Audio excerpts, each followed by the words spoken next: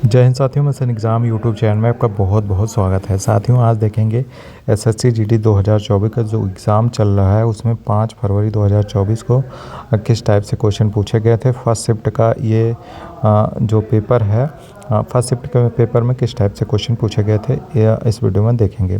तो साथियों, अगर आप एसएससी जीडी का एग्ज़ाम दे रहे हैं तो आपके लिए ये वीडियो बहुत ही इंपॉर्टेंट होने वाली है, क्योंकि इससे आपको पता चल जाएगा कि जीएस में आपका किस टाइप से क्वेश्चन पूछा जा रहा है।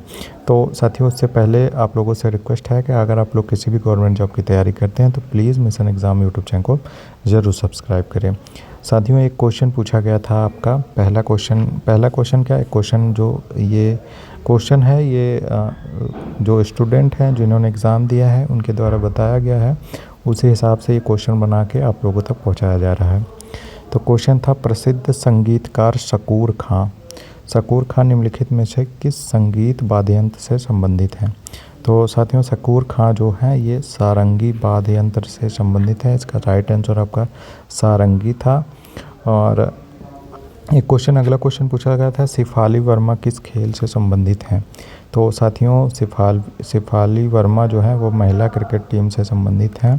तो साथियों, आपका खेल से लगातार क्वेश्चन देखने को मिल रहा है।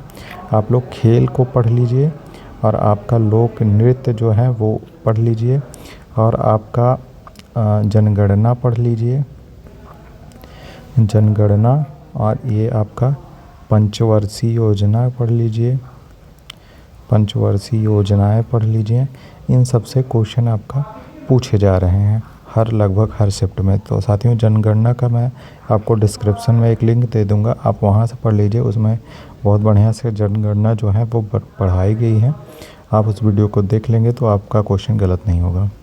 अगला एक क्वेश्चन पूछा गया था, भारतीय संविधान का अनुच्छेद 39A का संबंध है।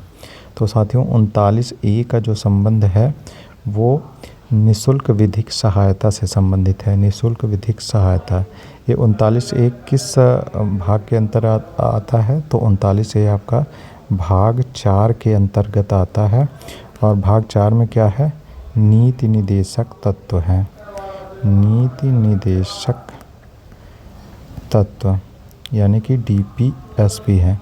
और ये भाग 4 का अनुच्छेद कहाँ से कहाँ तक है, भाग 4 का अनुच्छेद है 36 से आपका 51 तक है। ये आप लोग याद रखिए। अगला एक क्वेश्चन पूछा गया था पंचवर्षीय योजना से।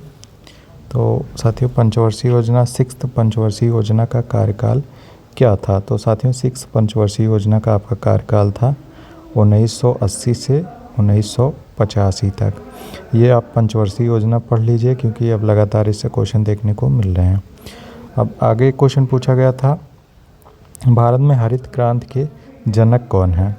तो साथियों, भारत में हरित क्रांति के आपके जनक हैं MS स्वामीनाथन।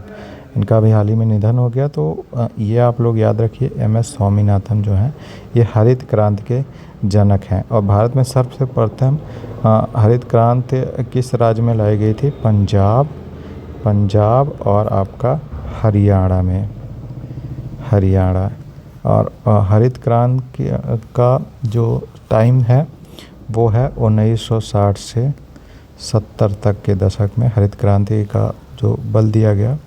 तो और इसके बाद एक क्वेश्चन आपका बन सकता है आगे नेक्स्ट एग्ज़ाम में कि आपका विश्व में हरित क्रांति के जनक कौन हैं। तो साथियों, विश्व में आपका हरित क्रांति के जनक हैं नॉर्मन बोरलॉग। नॉर्मन बोरलॉग हैं, ये कहाँ के हैं, ये भी क्वेश्चन बन सकता है। तो साथियों, नॉर्मन बोरलॉग जो हैं ये अमेरिका के हैं, ये भी आप लोग याद रखिए। अगला एक क्वेश्चन पूछा गया था, आर्य समाज की स्थापना किसने की थी। तो साथियों, आर्य समाज की स्थापना आपके दयानंद सरस्वती ने की थी। तो कब की थी, 1875 में। ये भी क्वेश्चन पूछ सकता है। और कहाँ की थी, तो बॉम्बे में की थी। इसका जो राइट आंसर हो जाएगा आपका दयानंद सरस्वती हो जाएगा। आपका कुछ संस्थापक हैं, कुछ संस्थाएं हैं, तो मैं इसको देख लेता हूं। जैसे आपका ब्रह्म समाज की स्थापना कब की गई, तो 1828 में की गई। और इसके संस्थापक कौन है, राजा राम मोहन राय। तो ये बहुत इम्पोर्टेंट है और बहुत सारे एग्ज़ाम में ये पूछा जाता है। तो बहुत फेवरेट क्वेश्चन है हर एग्ज़ाम का। यही 4 जो हैं इसको आप लोगों को हमेशा पता होना चाहिए। 1867 में प्रार्थना सभा का संबंध या संस्थापक कौन है? तो आत्माराम पांडुरंग जो हैं वो प्रार्थना सभा के संस्थापक हैं। अगला एक क्वेश्चन आपका बन सकता है सत्य शोधक समाज, ये गलत लिख दिया गया है, यहाँ आपका हो जाएगा सत्य शोधक समाज के संस्थापक कौन है? तो सत्य शोधक समाज के संस्थापक आपके हैं ज्योतिबा फूले। और कब की थी इन्होंने? तो 1873 में की थी, ये आप लोग याद रखिए। अगला एक क्वेश्चन था आपका अम्बुबाची मेला कहाँ लगता है? तो साथियों अम्बुबाची मेला जो है आपका असम में लगता है। इसका राइट आंसर आपका असम हो जाएगा। तो असम में कहाँ लगता है? तो माँ कामाख्या देवी मंदिर पर जो है आपका अम्बुबाची मेला लगता है। अगला एक क्वेश्चन पूछा गया था सुशील कुमार किस खेल से संबंधित हैं? तो साथियों सुशील कुमार आपके जो हैं वो कुश्ती से संबंधित है। ये आपका राइट आंसर कुश्ती हो जाएगा। अगला एक क्वेश्चन पूछा गया था कौन से नृत्य में आँखों और हाथों से क्रियाएं की जाती हैं? तो साथियों आपका जो कथक लोक नृत्य है इसमें आँखों और हाथों से क्रियाएं की जाती हैं। ये कथक कहाँ का लोक नृत्य है? तो ये उत्तर प्रदेश का है। अगला एक क्वेश्चन आपका पूछा गया था राष्ट्रीय खेल दिवस कब मनाया जाता है? तो साथियों राष्ट्रीय खेल दिवस आपका 29 अगस्त को मनाया जाता है। तो क्यों मनाया जाता है? क्योंकि 29 अगस्त को मेजर ध्यानचंद की जयंती है। मेजर ध्यानचंद 29 अगस्त को मेजर ध्यानचंद की जयंती है। तो मेजर ध्यानचंद कौन है? तो ये हॉकी से संबंधित है, हॉकी से संबंध रखते हैं और इनको हॉकी का जादूगर कहा जाता है। हॉकी का जादूगर कहा जाता है। और अगर खेल जगत में सर्वश्रेष्ठ पुरस्कार अगर पूछा जाए तो पहले क्या था? राजीव गांधी खेल रत्न पुरस्कार था सबसे बड़ा पुरस्कार खेल का। राजीव गांधी खेल रत्न पुरस्कार था और अब इसका नाम बदलकर मेजर ध्यानचंद खेल पुरस्कार कर दिया गया है।